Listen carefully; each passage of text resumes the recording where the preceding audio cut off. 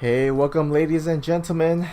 I am your caster Snoopy, and we are here for the Psi-X versus JaMiT Chobo Team League Series match.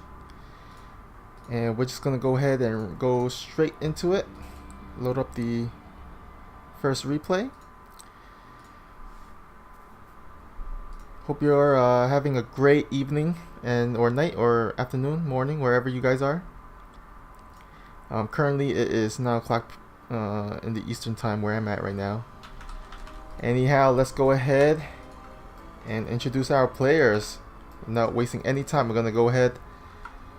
Let's go straight into the game. And here at the bottom right, we have our purple Zerg.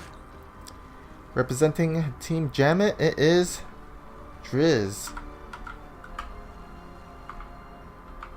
And at the top left, we have our Protoss, our blue Protoss, representing Team Psi-X. Not sure why Dropout doesn't have the Psi-X tag, but anyhow, he is representing Psi-X. It is Dropout. So, as we wait for this game to unfold, we are the reigning, defending, Universal Undisputed Champions of the Chobo Team League Season 17. So we are here back to try and attempt a back-to-back win and win Season 18 as well. In week 1 we had a bye week, so we didn't even play at all. And so we head straight into week 2, which is going to be against JaMiT. And I'm not even going to pretend to hide the score. We won 4-3. So we won week 2, and so that was a great win for us to start off the season. However, we're not here to see what the score is. We're actually here to see how the games turned out and how the games unfolded. Maybe have some feedback on what the players could have done or should have done, or what they did really great. Anyhow, we have Dropout, who is going to start out with a 2-gate. Interesting play. I think he's actually scouted the fast pool. Although I think it was just pretty standard, I think. So I'm not sure why he opened up 2-gate with currently boosting out Zella. So I guess he's looking afraid of some Zergling aggression. But as we could see from Driz, there's none. Only 6. There's 6 Zerglings out in the way. Speed is getting researched. Gas still being mined, so he might use the gas for some transition. Oh, we had the second gas, so it looks like maybe a Roach bailing. Either one. We'll see. We should see in just a sec, as he's gonna throw down his Roach Warren. There we go. Roach Warren on the way for Driz. So he's looking to do a Speedling Roach timing, and this map about Genesis is probably one of the better maps to do so, because it's pretty small. You can reach your opponent's base in a blink of an eye.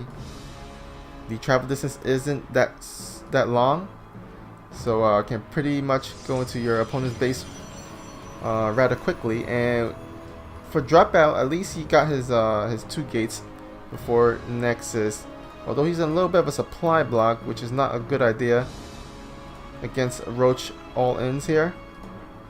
And we can see no drones being mining at the natural. Only a few, but not too much.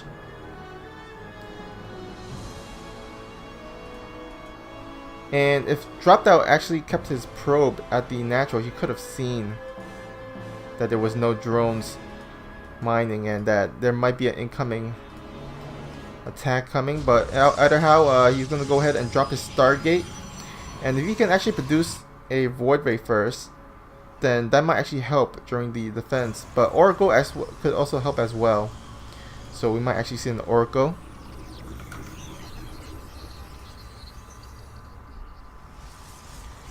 And let's see. Oh, we actually have a fast layer into Roach Speed. So interesting. He's actually gonna go ahead and get some Roach Speed. I don't think he needed Roach Speed on this map, especially because he's still gonna go ahead and reach your opponent's base pretty quickly. But it looks like Driz is gonna go ahead and go super all in, as this is a super fast layer as well as a super fast Roach Speed. And oh geez, we actually see a Hydra's Den, so this is all over the place. This is when I just said super all in, now it's just become a super duper all in all of a sudden, as we have a Hydra's Den, although no dirt or fourth gas, and not a lot of drones to power the economy in order to produce the mass Hydralisk that he probably wants to go for. 10 roaches, that's a lot of roaches on the way for Driz here, and Dropout has no idea that this is coming. He did produce his first Orko, now sending it across the map, and he is going to go ahead and bypass this whole Roach army here that's making its way across the map. So this is pretty scary once Driz reaches Dropout space. And the Oracle does come and go ahead and try to focus on the drones, but see that there's not much drones, and all of a sudden he sees that there's a bunch of roaches in the front of his natural. All he has is the depths, which Roach counters pretty well. Shield battery energy all drained out, and he needs to produce more stalkers, but only 2 at a time, as his he doesn't have a lot of gateways. 4 in total. 1 is unpowered, and the roaches are coming in and gonna go ahead and snipe this pylon, which is powering another gateway. So that's only 2 gateways for Dropout. His Robotech is pretty late. Won't finish in time for the Immortals to pop out, and these roaches are gonna have a heyday at this mineral line, getting a bunch of probes. So far, 11 probes going down for Dropout. And yeah, this pylons aren't gonna go ahead and finish to allow him to produce any more units. And this he has 2 Orcos sitting across the base across the map rather, and Driz is just gonna go ahead and move his roaches and kill this pylon. And I assume he's gonna go into the main, as the main has pretty much nothing. 2 gateways, a robot that's not even being used or producing any Immortals, and a bunch of Speedlings gonna go ahead and reinforce to put the flag, the Zerg flag, on the mark. And Driz is gonna go ahead and take game 1, and this is the gold set, guys. So the gold set goes to Driz so JaMiT goes up 1-0, and here we go. We're gonna go into set 2 here, and this is gonna be our platinum set. And for our platinum series, I think we have 1 gold, 1 platinum, and 3 diamonds and a masters. Let me go ahead and double check here. Let me pull up the Wikipedia page. Yep, actually 2 platinum actually. Alright, let's go ahead and just update the score. We have JaMiT is now 1-0. Alright, so here at the 11 o'clock position, we have, representing JaMiT, it is the green Protoss. It is Blitz. And here at the bottom right at the 5 o'clock position, we have, from Team Psionic Aftermath, it is Good Target. Always great to see Good Target play. She is a regular for us. Played plenty Trouble Team League last season. I think she played throughout the whole playoffs, I believe. And it is always so great to see that a husband and wife is still playing and enjoying StarCraft 2. She is married to Grand Maffer, who is a Terran player, I believe. Diamond Terran. And they have a kid as well, so they have a busy life, yet they still find the time to play some StarCraft, which is awesome. And that's pretty rare. I don't see a lot of couples. Like, I see maybe like In Control and his wife. They're like, I guess, active maybe in the StarCraft scene. But I don't see a lot of husbands and wives enjoying and playing StarCraft.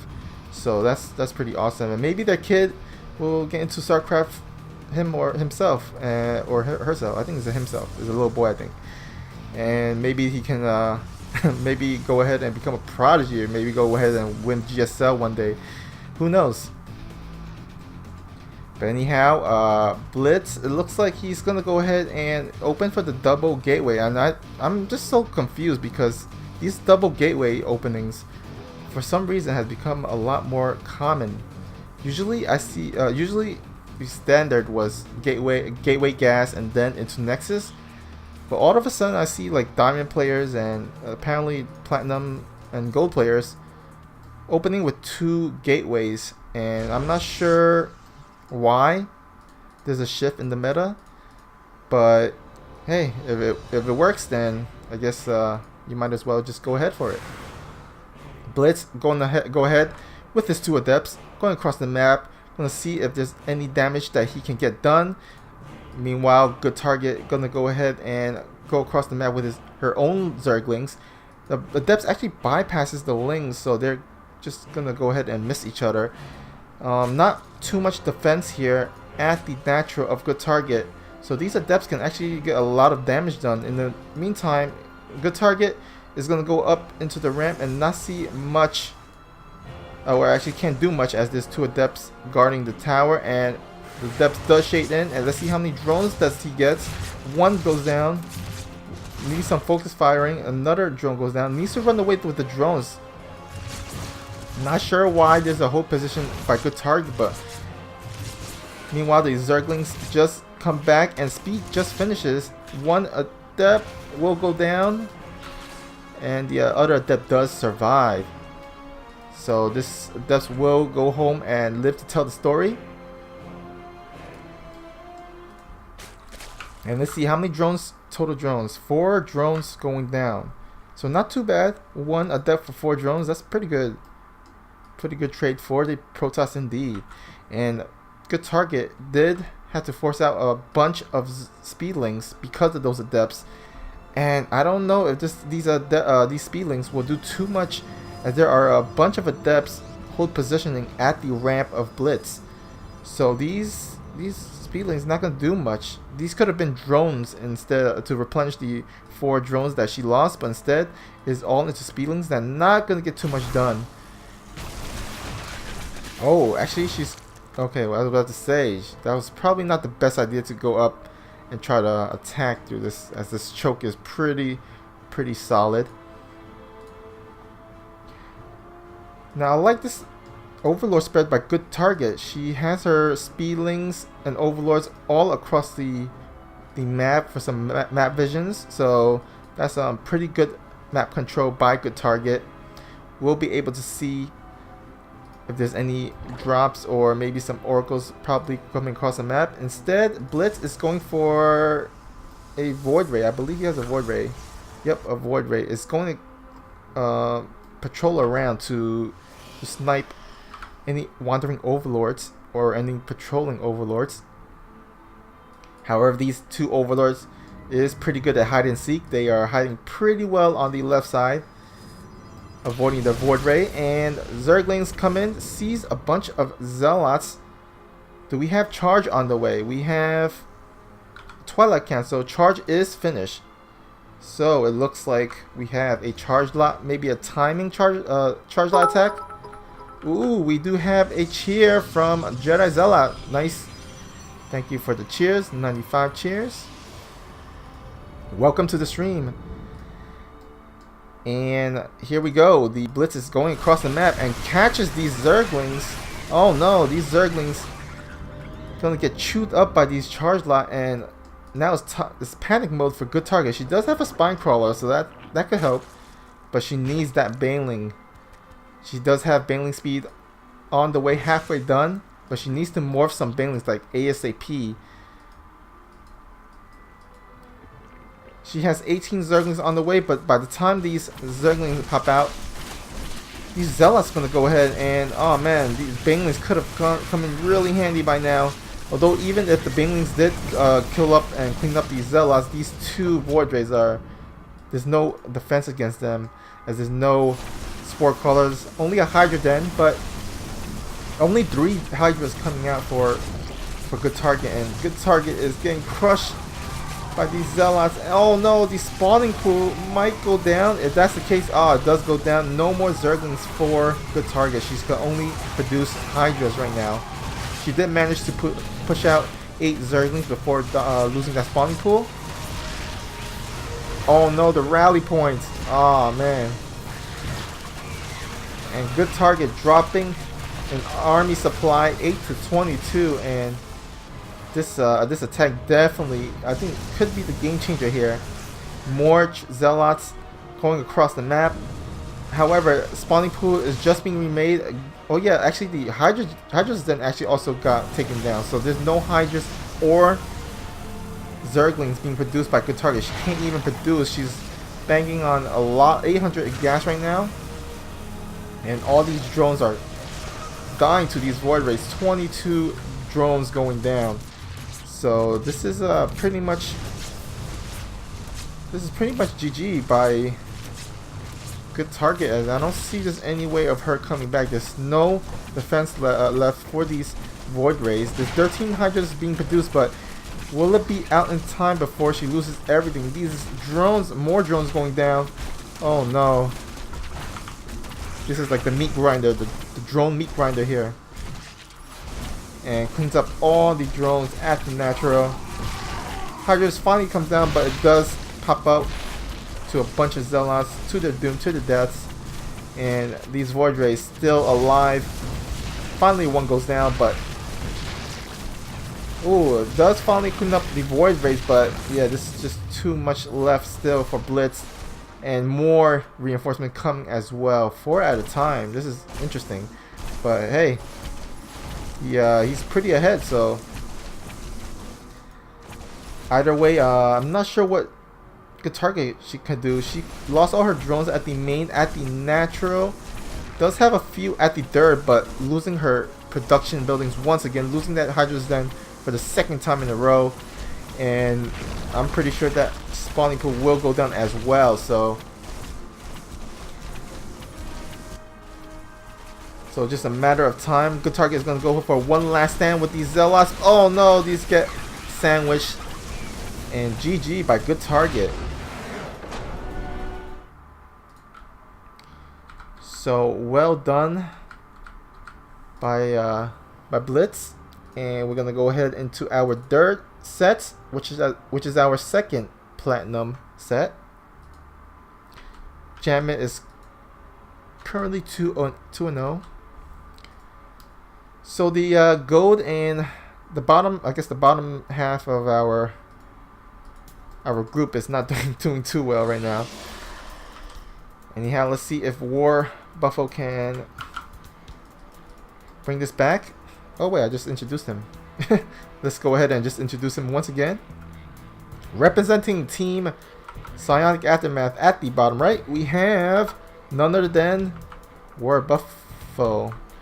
I'll just call him War Buff. I don't know the L should be pronounced, but I'll just call him War Buff. And at the top left, we have our blue Zerg. It is Bill Sabab. Now it's always funny when someone's ID has the word Bob in it. You know, because Bob is like one of the most if your parents was naming you right now, and you could tell them what name to suggest, you would not suggest the name Bob, because you know it's just one of those names that you just don't want to be named as Bob. Of course, we all know that meme, Blame Bob. Although in Side X we replaced it with Blame Vote. But anyhow, looks like War Buffalo is going to go ahead and scout this fast pull here. So good scout by War Buff. He should have ample time to defend against this. And again, this is like the third game with the 2-gate opening. And however, this game is different because with the early scout on that early pull, I agree with this strat. On the other games, I'm not sure why they would open with double gate. Unless it's like a new meta or something that I don't know about. But anyhow, it looks like Beelzebub is not going to go ahead and get the Ling Speed. Instead, he is going to get a Evolution Chamber with slow Zerglings. Huh, this is interesting. He didn't get the Speedling. So all this gas has to go somewhere. Oh no, he actually stopped research. Okay, there you go. Late Ling Speed, I guess. Interesting. Anyhow, it looks like War Buff, I think, will be okay. He has a Zealot to block off and another Adept to defend behind the Zealot, but he needs to scout this Overlord drop. Oh, nice. War Buff has his Spidey senses tingling. Does get a pylon at the dark area of his base, so he can spot this, and he should be able to see this. Oh, okay. Looks like he Beelzebub actually gonna go ahead and go around as soon as he saw the pylon there. So playing it really safe, but that'll allow War Buff to get some more defense to defend against that. Oracle on the way for War Buff. Still haven't gotten his Nexus yet. He does have the minerals. Looks like he's going to go ahead and drop it right now. There we go. However, it looks like Beelzebub knows what's up. He does have a Spore Crawler already done at the main. Still needs to get it at the natural, but at least the main will be safe from any Oracle harass. And look at this. The two Overlords has made their way over to the main base after a million years, because that Overlord was so slow, did not have speed, and the Oracle does have to stay at home to defend against this. Would be nice to send his Adepts to defend against this. Now the Ling Speed is done, so these Lings can run around the bases, but it looks like Beelzebub not actually wanting to drop in yet, as the Oracle is here at the main. Oh, needs to activate the Pulsar Beam. So nice fire, focus firing. Does get a few probes, but yeah, 5 probes. Huh. Was that worth it or not? I would say it was pretty even, although with the 2 Overlords, I don't know if that might have slightly been in favor of War Buff. And losing yeah, another Overlord. And I think these this Oracle, where's that Oracle? Let's go ahead and find that Oracle. Oh, there it is. It's still alive, so it can actually go ahead across the map and take some drones out. Oh wow, look at this. What is this? Beelzebub going for a 3rd and 4th at the same time.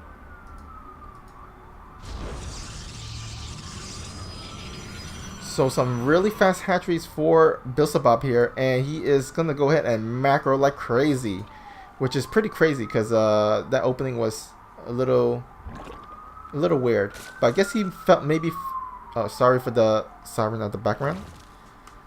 Okay, there we go. It passed. All right. Oh no, it's back. So I live near next to a highway or driveway or whatever you call it. So there's some ambulance that comes around or some police cars that drives around. So sometimes, so you will occasionally hear some sirens in the background, but hopefully it's not too distracting or too long. And Bilsabab actually got 5 drones, so getting 5 to 5 worker trade there. And Warbuff does enjoy the worker lead, 29 to 27. And does he see the... Actually, does he see the... No, he did not see the 4th base here.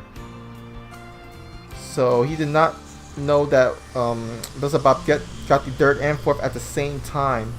And however, Warbuff actually got his dirt pretty quickly himself, so it's not too bad. And he does get the Phoenix, which can get some additional drones. Might actually get the Wandering Queens here. However, he is going to go ahead into the main, and Bilsabab looks pretty secure at the main. 2 Spore Crawlers with 3 Queens. Yeah, the Phoenix ain't going to do much for there.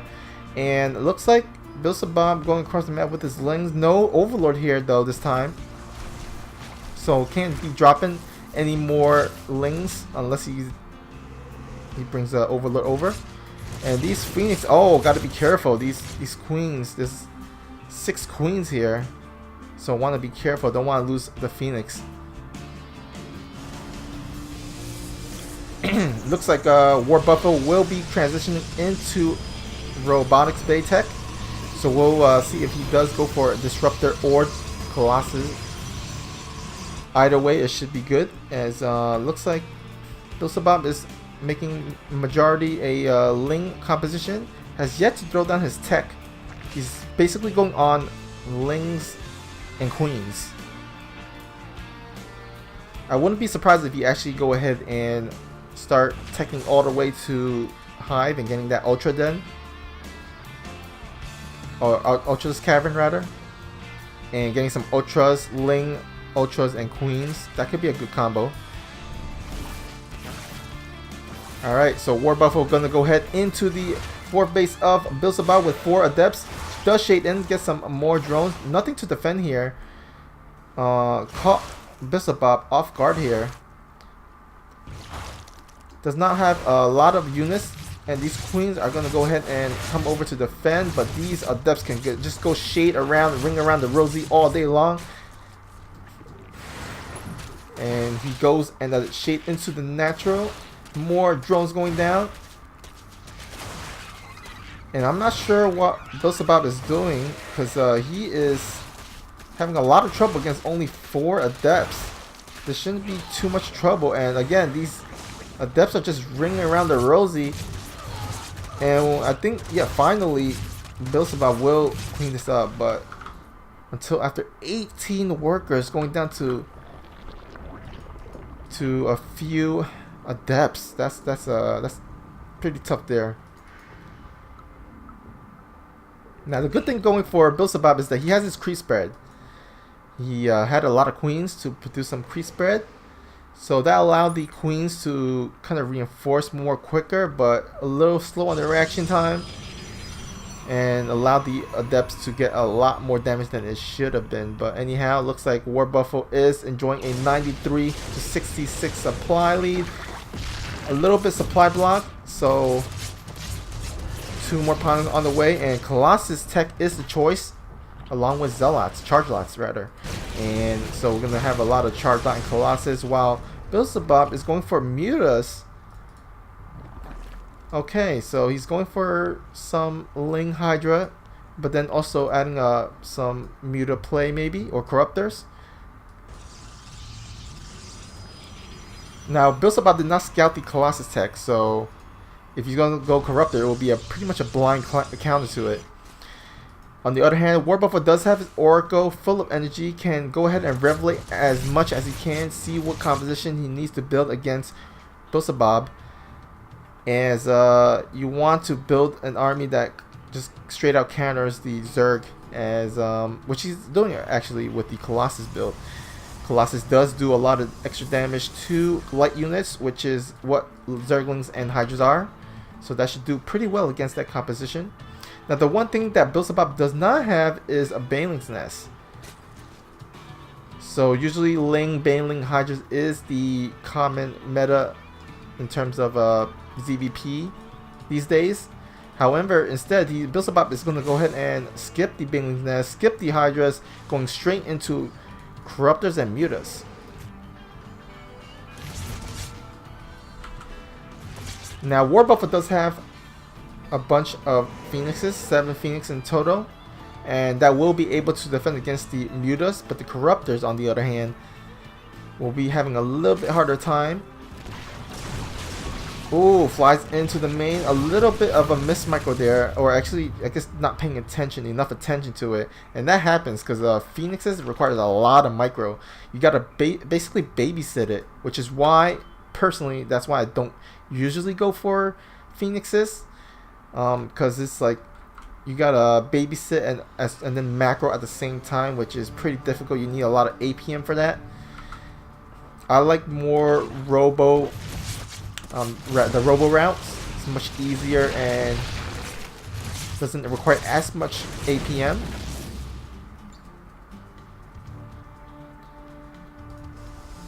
And War Buffalo Templar Archive about to finish, so that will be actually pretty nice to get some Storm out, because the Corruptors does counter the Colossus, and so in order to counter the Corruptors, you need some Stalkers, which you got Blink for, about to finish.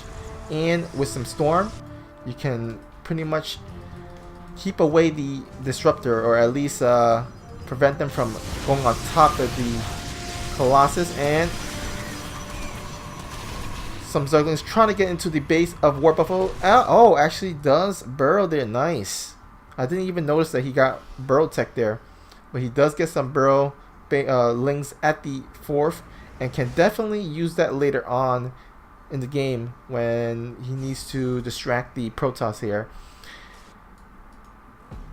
And we're actually going to the really late game here. We're arriving at 13-minute mark, and his hive done yet? No hive yet. Might actually want to get that hive. A second Spire on the way for Beelzebub, so he's going for a full-on air, Zerg air here, and I'm expecting some Muta play later on. Not Muta play, Swarm, not Swarm Rose. Broodlords play at the later stages of the game, and these Mutas going to go ahead and try to get as much done, but these Phoenixes are going to just clean these up. And oh, here comes the Zerglings popping up again, and oh, actually get a good amount of probes here despite the shield battery. So that was a pretty nice play. Does even the workers killed tab.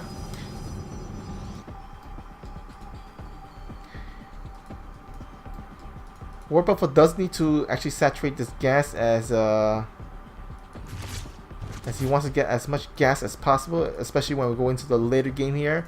Got a lot of tech that needs a lot of gas, so upgrades, High Templars, Colossus, and here we go. There's these Zealots just going across the map undetected, and just gonna go snipe this hatchery for free. So this base will go down for Beelzebub. On the other hand, Beelzebub coming with a bunch of Corruptors. That's a lot of Corruptors, and these Phoenix are just tickling at it. And this Corruptor is going to go ahead and try to focus on these Nexus. Now these start off slow in terms of the attack, but as time goes on, they increase their attack by exponentially. So this Nexus will go down so quick, and the third goes down for War Buffalo, and that means less gas, less minerals for his tech. But on the other hand, these Zealots still doing damage across the map. Finally will be picked off and cleaned up by the Zerglings with some Spine Crawlers, some help. Probably wants to take retake his base, maybe even take another base. Look at the mineral count by both players, guys. 4K for War Buffalo, 1.5K gas. So he's banking on a lot of resources. Beelzebub, on the other hand, doing really well in the gas count, but look at the minerals. It's so drained out. Well, not so drained out, but it's not as high as War Buffalo. 500 to 3.8 right now. So he's actually banking a lot on these Corruptors, and these Corruptors, they got no War Buffalo does not have any defense against these, as these Corruptors will just eat away at the Nexus, and these Corruptors are so tanky, kills off all the Colossus taken down, and the Corruptors get out alive and did its job. So War Buffalo needs to retake that 4th base.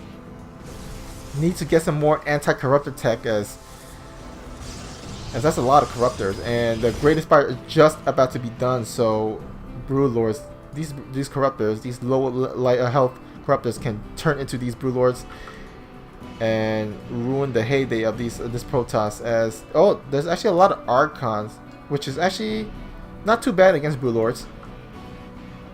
However, like the Broodlings will take on the Archons, and then the Protoss can blink the Stalkers under the Broodlords. But the Corruptors are basically at the dirt, and out of position is War Buffalo. These Mutas gonna go ahead and bypass the army, and this dirt is gonna go down once again. This must be so annoying for War Buffalo. I know I would be so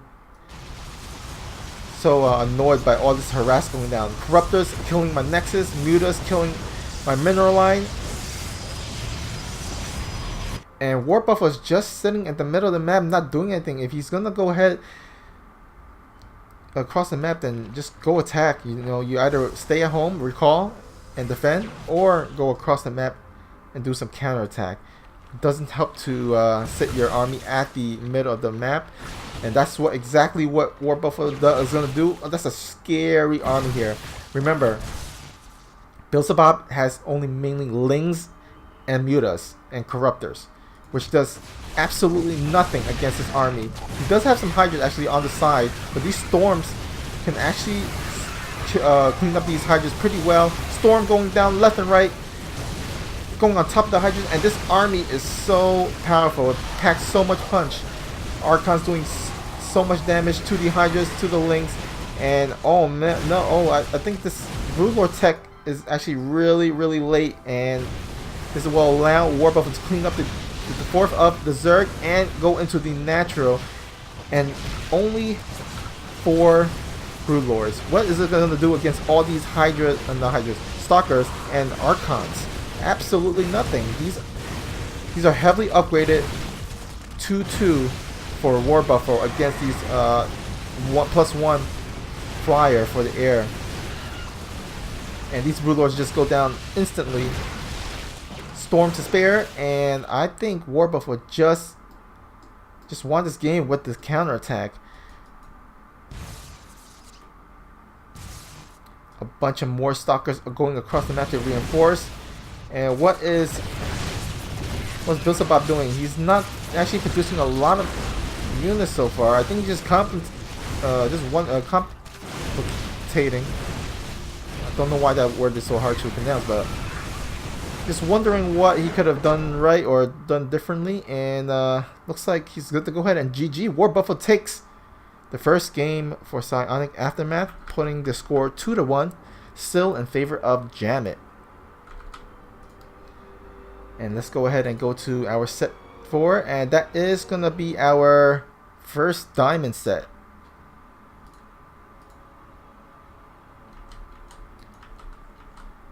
Alright, so thank you all for tuning in for this Chobo Team League replay cast.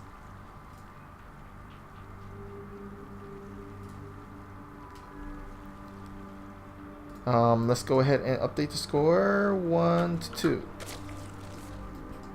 Alright, here at the top right we have our Blue Zerg representing Team JaMiT. It is N-Dog. And at the bottom left, we have our orange Zerg representing Psionic Aftermath. It is Phoenix Tears. Now I know the proper pronunciation for Phoenix Tears ID is Phoenix Tears, as is the O is before the E. Usually it's before the E is before the O to be Phoenix Tears. However, it's much easier to call him Phoenix Tears instead of Phoenix Tears, so we all call him Phoenix Tears. And he does play random. Apparently, I think he either got Zerg or he just went for straight to Zerg. But anyhow, we have a ZVZ on Eastwatch. And on Eastwatch, we also have to pay attention to the gold, as that is always a factor on this map. We'll see if either player does go for the gold bases. N-Dog and the Phoenix Tears both feeling pretty safe here, as they're going to go for their hatch first into gas and pool. So pretty standard for both players. Nothing too crazy.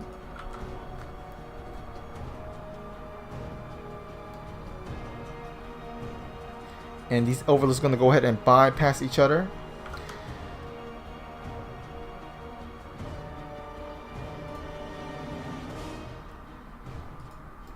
And we'll see what both players decides to do. It seems like N-Dog is going to decide to get his link speed first before anything else. And a little bit quicker for N-Dog, but Phoenix will get his own link speed. Now, this is one of the maps where I think it's actually pretty easy to wall off at the natural. So usually, if I was to play Zerg, which I play Zerg as my off race sometimes, I would actually go for, personally, I would go for a wall off and go into roaches. And this is also one of the maps where the main base has a lot of dark areas where you can actually throw down a Nidus. So if you go for roaches, you get some roaches and maybe some queens and do a Nidus and just kill your opponent like that. I've seen a lot of ZVZs where that Nidus play does kill their opponents on this map. But anyhow, both players are going to go for a Ling Baneling composition. Although I think Phoenix, he is not actually going for Baneling. He's actually going for Link Speed and then going to roaches, and actually goes ahead and walls off with the 2 Evil Chambers. And I would say this favors Phoenix Tears, as this map is pretty easy to defend against Zerglings and Banelings. And there's a lot of Zerglings coming across the map for N-Dog here. And actually going to go ahead and bypass Phoenix Tears. Phoenix Tears is going to go ahead across the map. Does he have enough at the ramp though? These queens does have a good amount of energy, so he can defend.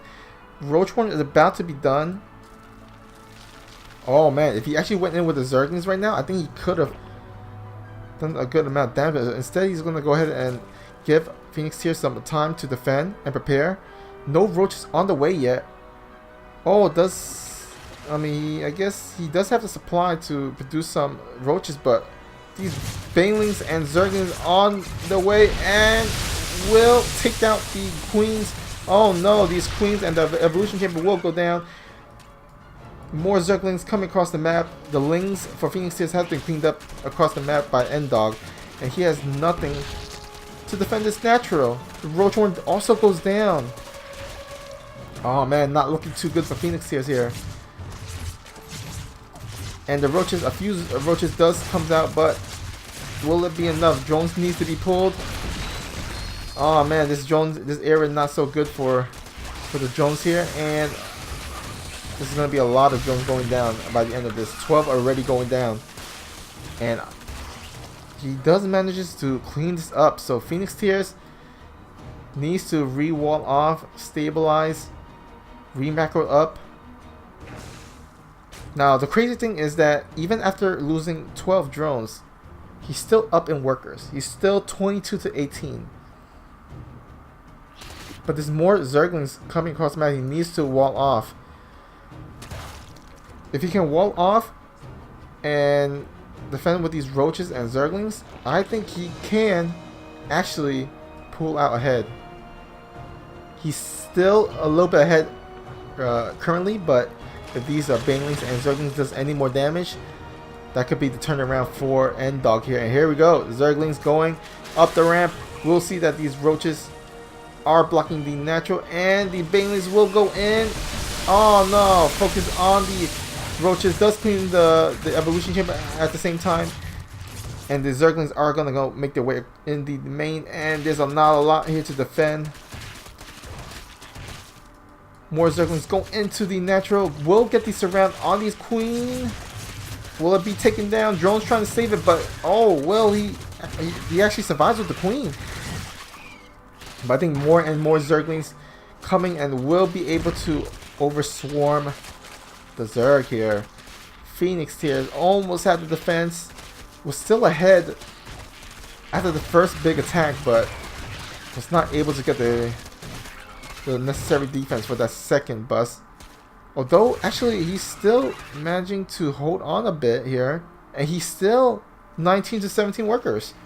Wow, so Phoenix here is actually might actually hold, but he does not have a Roach Warren, and he still have no answers for these Banelings. No Queens, no Roach, no Wall Off. I think this might be the winning move from N-Dog here, and GG knows that he will GG out here, and JaMiT takes a 3-1 lead in this series so far. Alright, let's go ahead and get into our 5th set. It is going to be our 2nd diamond set. So it will be on Acid Plant.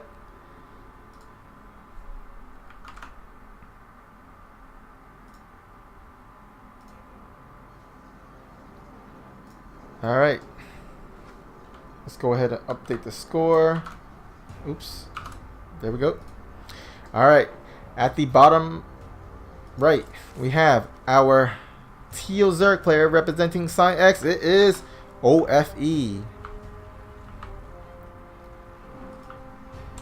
And at the top left, we have our Orange Protoss representing... Oh, actually he's in a different tag, the clan tag. But anyhow, he's representing JaMiT. Maybe he is a mercenary here. We have Ray.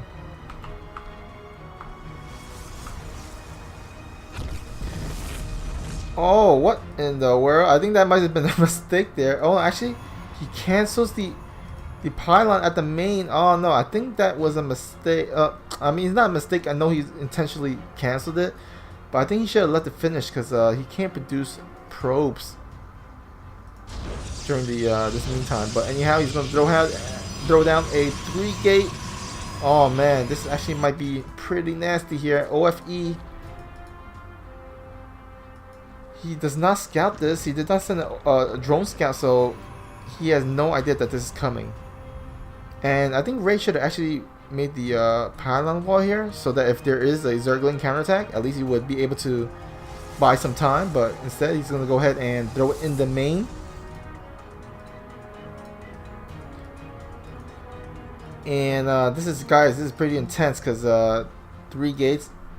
Producing a lot of Zealot. You can actually throw down the 4th gate. If he's gonna throw down if he's gonna go for it all in for here with the Zealots, you might as well throw down a 4th and maybe even a 5th, as he's not even getting gas here. He's going pretty much all in. The pool just about to be finished, but these Zealots are producing here. There is no chrono boost yet. Oh no, there is one with chrono boost, and the Overlord does spot this. So how will OFE respond to this? Will he sack the natural? Instead, he is going to get the spine call. 2 spine calls in the main. I like this so far. OFE can actually sack this natural and just defend at the main. He still will be able to... He still will have the gas to tech up. And he just needs to buy some time for these... spine calls to be to get up, and Zerglings will fight against the Zealots and gets 1 Zealot, buys enough time for the spine calls to finally get up, and he's going to go ahead and move these spine crawlers. A lot of Zerglings here, but there is a bunch of reinforcement coming. 2 more Zealots joining the force. However, these spine crawlers will be able to root down and snipe away at these Zealots. Oh no, these Zealots are trapped here. Oh no, he actually lets him get through. Oh, I would have loved him to actually stay and fight with the Lings so he can trap and get these spine crawlers to get some extra pot shots at these Zealots. But I think he should be able, yeah, you will be able to clean this up. Enough Zerglings, so well defended by OFE so far. Again, this 3 gateway, it could have been a lot more, hit a lot more harder, but he only made 3, so it would have been a lot better if he threw down some more extra gateways. But it looks like well done by OFE. He will take the second game for Psionic. So it's 3-2 so far. And let's go ahead into our, oh yeah, sixth set is our third diamond, which is Terror Lord versus Eclipse. However, Eclipse did get didn't show up, I guess, or something. Terror Lord did get the walkover win, so score is tied 3-3, guys. And now we are headed into our final set, which is the master set, and that is up right now as we load up. And this is the best 3, guys, so you need to win 2 out of 3 in order to win the set. And here we go. We have at the top left, we have the green Zerg. It is Mini Titan. And here at the bottom right, we have the blue Protoss. It is none other than Salavanth. Salavanth is also our Chobo Team League training officers. So he basically helps all the others prepare, gives all the other players their replays so they can study their opponent, and has been a vital part in our Chobo Team League as he played a lot in the last season. That was a big reason why we won season 17. So the good thing is that we have the majority of our core from season 17 back in season 18, because we have Volt, who was our captain last season, still our captain for this season. Gorgonoth is also our assistant captain from season 17. However, he's on break right now, so he hasn't been in the fold yet. But in the meantime, I think Xenodactyl or Jahavio has been kind of filling in his Gorgonoth's role. And then, of course, Salavanth, who's our training officer from last season, still our training officer for this season. So we have pretty much the same core in terms of the leadership, and that's always great, because you want, if you look at the sports teams, kind of like the NBA, you have those teams where they've been together, they play together for a while, and they get stronger and stronger, and they're a better team for it because they stuck together for a couple years, and it's always an advantage to have compared to maybe a team full of new players. Now, looks like Salavan did a great job actually denying the natural of Mini Titan, and so he is going to take that awkward second base. And Salavan himself is going to go ahead for the 1 gate into Expo. So playing as standard so far. And these Zerglings going to go ahead and... actually gets the scout off on the evolution chamber. So Salavan should be able to prepare for the Overlord drop. If he saw that in time, assuming. Instead, he's actually going to shade across the map with his Adepts. This is pretty risky here, but I think with the shade, he should be able to save this Adept. However, I would have loved for him to shade into the other side. Oh no, gets cut off by these 4 Zerglings. And Salavanth knows what's up. He sees a bunch of Zerglings going across the map. Maybe he did not pay attention to the evolution chamber. Might have, might not have. But anyhow, he is going to go ahead and wall off. He has a feeling that there is some type of aggression coming over. And there are 2 Overlord drops on the way. Salavan does have a Phoenix, so this will be able to kill off the Overlord. And he does have to drop these Zerglings here. This is a great move, first move from Salavan, that he's buying himself time. And more Zerglings are coming across the map. The shield battery does finish. He needs to wall off. Great secondary wall off. So if this first gateway does go down, he actually has a second wall to go behind. And these Adepts are still gonna go ahead and attack these Zerglings. And the shield battery is still alive. He does have half energy, so he can actually repair this. But I think he should let it go. Yeah, he's gonna let it go and rely on the second wall off. So, oh, Oracle is going to be a big help here. So far, Salavant is defending pretty well here. Needs to continue making the adepts. Gateway is about to finish, so he will be able to warp in some more adepts. Phoenix is still here to poke away at any Overlord drops. And so far, I think Salavant has done pretty well in this defense. He is up 32 to 18 supply. These Zerglings, or these Speedlings, are out in the map doing absolutely nothing, no damage.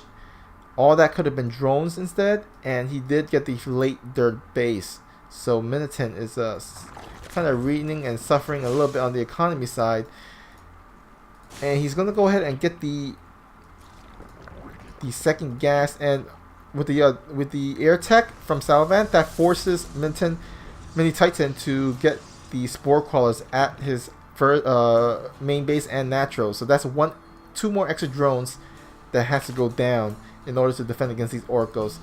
So 38 to 21 workers. Salavant is gonna be pretty ahead in terms of the economy, and Salavant is gonna follow up with a Adept Glaives timing here. I love this. He scouts that the opponent is going for mass Zerglings. So what can you do against that? You can get some Glaive Adepts and counter exactly what Mini Titan has. Now the good thing for Mini Titan is that his creep spread is all connected already. He had to take that awkward second base. However, with the creep, he can actually maneuver his queens around. So that will be able to help him defend against these adepts to maneuver the queens a lot faster. However, these adepts are still, the shade is still faster than the queens. So these adepts can actually do a lot of damage, and so far, let's see how many adepts he has. He has 13 adepts. He's getting his third base actually. So he is going to go ahead and not go super all in on this. He's going to go semi all in on this. And he does have the 3 oracles. So not only does the adept can do damage against these Zerglings, he can actually use the oracle to help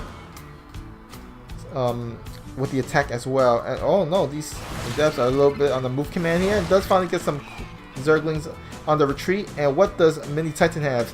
He has only 3 queens and 27 Zerglings against 16 adepts. And these adepts are gonna go ahead into the third. And yeah, Mini Titan is gonna go ahead. Oh, actually pulls the drones. Oh man, these drones are a little bit behind these Zerglings, but oh my god, these Glaive Adepts are so strong, and Mini Titan will have to GG as Salavant, with that great hold at the beginning, does follow up with a great strong Adept timing attack. So well done by Salavant here, and we are going to our second Masters game.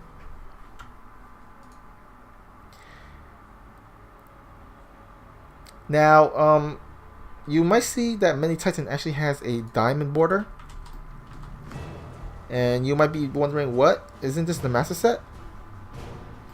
Well, the truth is, JaMiT is kind of a new league, or a new clan rather.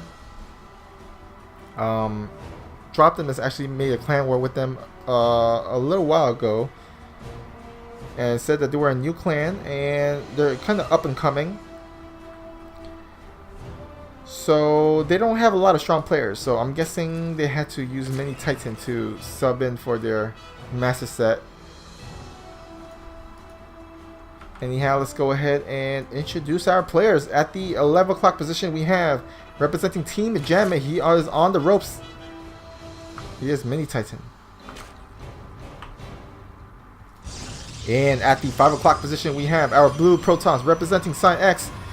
He is Salavant.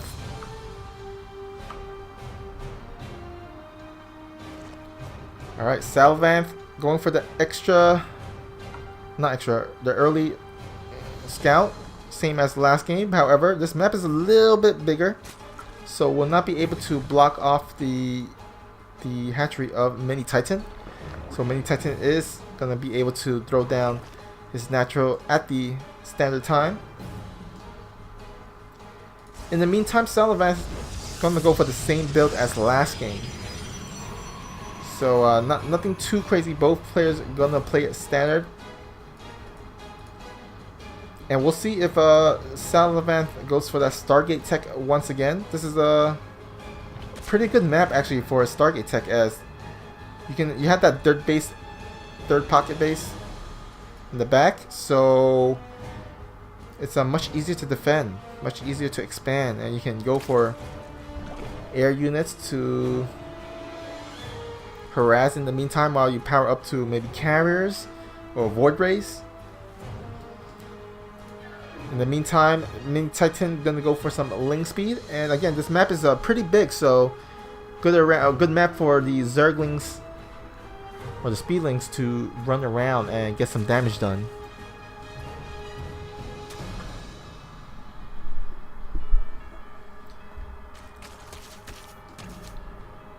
This probe gonna go down, but they get the good scout off. We'll be able to see that there is no dirt yet. And this adept is going to go ahead and shade out to scout. And maybe even actually do some damage, as the adepts can pick away at the drones. But it's only one adept, so I don't expect a lot of drones to go down. Usually, if you want to go for some drone harass or drone killing, you need two, as they one shot, two adepts one shot, one drone. While one adept, two shots, one drone. Okay, now Salavant is going to go ahead into the natural. We'll get how many? Only one worker, but does save the adepts. So, oh, actually, he was shaded into the main and did lose. But I think he saw the Baneling's nest. Let's go ahead and see his. Yep, he saw the Baneling's nest. So he should have his spidey senses tingling and start walling off. Start getting the defense ready. This time, okay, he got the Stargate play, so he can actually defend with the Orko and make a Phoenix. So far, looking so good for Salavant. Has a good wall off.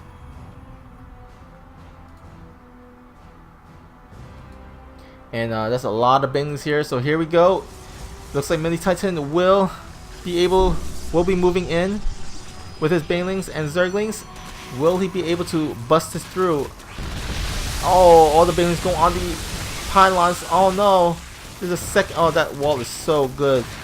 And all the shield battery is also regenerating the shield of the gateway, so that gateway does stand. Wow, nice hold by Salavant there. Beautiful wall off, beautiful hold. And there is no overlord to drop into the natural or the main of the Protoss. He does get the evolution chamber, but look, this overlord is way too far from the natural, and as well as this overlord way too far from the main.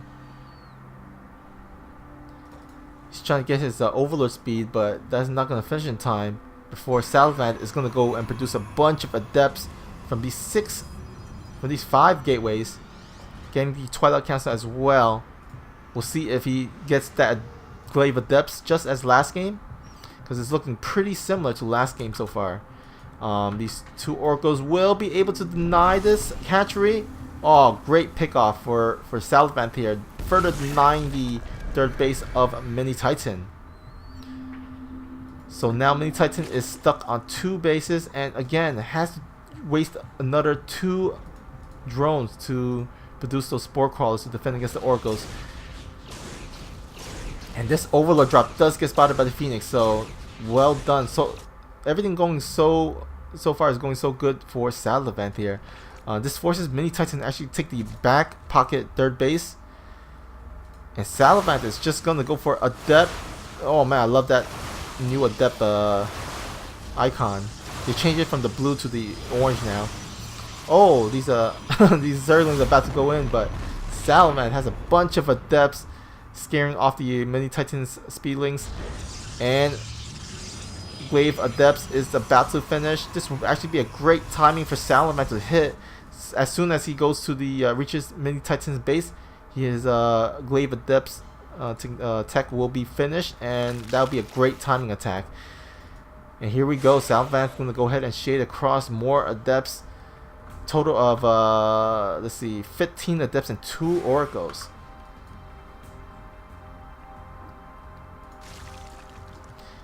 Now this time Mini Titan does have the Banelings Nest, so he can actually, he has a better defense than last game where he was only relying on Speedlings and a few Queens, but this time he will have Banelings. Salvan will need to split, and here we go. Salvan's gonna go ahead with the Adepts, gonna go ahead and split. So far so good. Oh wow, nice split by Salvan there, and does clean up all the Banelings, does clean up all the Adepts. And so far so good. 4 Adepts still alive, and the Oracles are still out and about. Charge being researched at the same time. And again, this is 50 workers to 24, so all he needs to do is trade, as right now he's enjoying a 52 supply lead, 52 army supply lead to 14. And these Adepts, oh boy, they're just going heyday and getting some drones. These drones are tasty for them. It's not barbecue drones like the Hellions would do, but they still are tasty here. And oh boy, 2 drones left over for Mini Titan, and Salvan gonna take game 2 and win the master set for Team Psi-X. Alright, so again, 4-3 for Psi-X. So well done for week 2. We're currently in week 3, and week 3 replays will be casted next week by Phoenix. So since Gorgonoth is still on break. So thank you all guys for tuning into this Chobo Team League replay cast. Hopefully we'll see you guys next week. Best of luck to all the players that are playing in week 3. And we actually have a Alpha Team League on Tuesday. So make sure to join in for that as well. It's going to be pretty good. First playoff game of the ATL. And it will be casted by Swagger, so that should be fun. So anyhow, hope you guys are having a great night, and I'll see you guys soon.